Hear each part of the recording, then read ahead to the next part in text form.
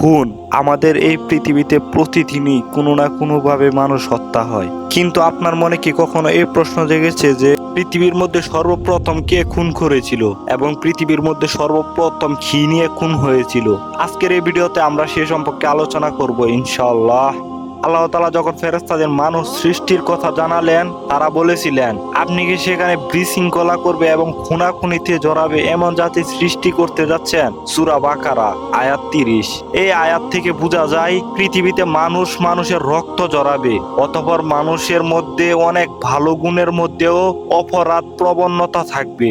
আদম আলাইহিস সালামকে পৃথিবীতে পাঠানোর কিছুদিন পরেই ঘটেছিল পৃথিবীর মানব জাতির প্রথম খুনের ঘটনা। এ সম্পর্কে পবিত্র কুরআনে আল্লাহ তাআলা সেই খুনের সংক্ষিপ্ত বয়ান দিয়েছেন। হযরত আদম ও হযরত হাওয়া আলাইহিস সালামের ঘরে কতজন সন্তান জন্ম হয়েছিল তা নিয়ে দুটি মত পাওয়া যায়। মুফাসসির ইবনে জারির রাহমাতুল্লাহ আলাইহি বলেছেন, হাওয়া আলাইহিস সালাম 20 বার গর্ভধারণ করেন, প্রতিবারই যমজ সন্তান দেন, একটি ছেলে ও একটি মেয়ে। আবার কেউ কেউ বলেন 120 বার গর্ভধারণ করেন এবং 240 জন সন্তান দেন। যেহেতু তখন পৃথিবীর আদম সন্তান ছাড়া আর কোনো মানুষ ছিল না, তাই বংশবৃদ্ধির জন্য আল্লাহর নির্দেশে আদম আলাইহিস সালাম নিজের ছেলের সঙ্গে মেয়ের বিয়ে দিতেন। প্রতিবারই একটি ছেলে ও একটি মেয়ে জন্ম নিত।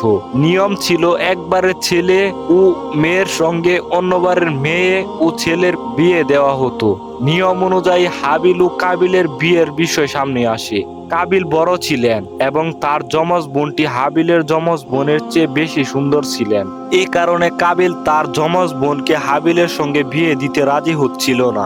উল্লেখিত সমস্যার সমাধান হিসাবে আদম আলাইহিস সালাম সিদ্ধান্ত দিলেন, তারা উভয়ে আল্লাহর দরবারে কুরবানি পেশ করবেন। যার কুরবানি কবুল হবে তিনি নিজের ইচ্ছা পূরণের অধিকার পাবেন। তাওরাতের বর্ণনা অনুযায়ী সেকালে কুরবানি ও মানত কবুল হয়েছে কিনা তা বোঝা যেত। নিয়ম অনুযায়ী মানত ও কুরবানির বস্তু কোনো উঁচু স্থানে রেখে আসতে হতো।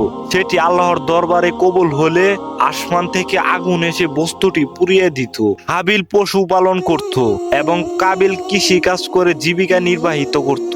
নিয়ম অনুযায়ী হাবিল নিজের পশুর পাল থেকে সবচেয়ে সুন্দর ও সবচেয়ে ভালো একটি দুম্বা আল্লাহর নামে কুরবানি দেন, আর কাবিল নিজের শস্য ভান্ডার থেকে কিছু শস্য কুরবানির জন্য পেশ করেন। সেকালের কুরবানির নিয়ম অনুসারে অদৃশ্য আগুন এসে কাবিলের কুরবানির বস্তুটি পুড়িয়ে ফেলল, আর কাবিলের কুরবানির বস্তু যেমন রাখা হয়েছিল তেমনই রয়ে গেল।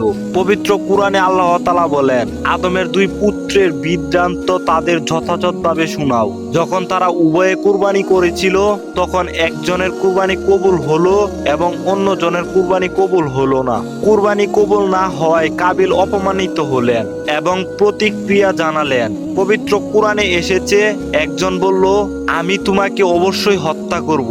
বিপরীতে হাবিল শান্ত ভাষায় তাকে বোঝানোর চেষ্টা করলেন এবং খুনের পরিমাণ সম্পর্কে সতর্ক করলেন। হাবিল বললেন, আল্লাহ তো সংযমীদের কুরবানি কবুল করে থাকেন।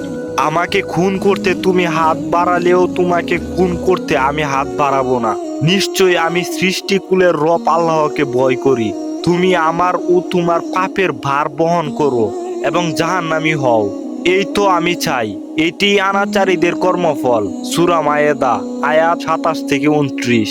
এরপর কাবিল আর ধৈর্য ধরতে পারলেন না। হাবিলের উপদেশ ও সতর্ক বার্তা কাবিলের মনে তীরের মতো বিঁধে লাগলো। তিনি ভীষণ উত্তেজিত হয়ে পড়লেন এবং ছোট ভাই হাবিলকে নির্মমভাবে হত্যা করলেন। পবিত্র কুরআনে আল্লাহ তাআলা বলেন, এরপর তার মন তাকে ভাইকে খুন করতে প্ররোচনা দিল এবং সে কাবিল তাকে হাবিলকে হত্যা করলো। ফলে সে ক্ষতিগ্রস্তের অন্তর্ভুক্ত হলো। সূরা মায়েদা আয়াত 30। ভাইকে খুন করে কাবিল অস্থির হয়ে পড়ল।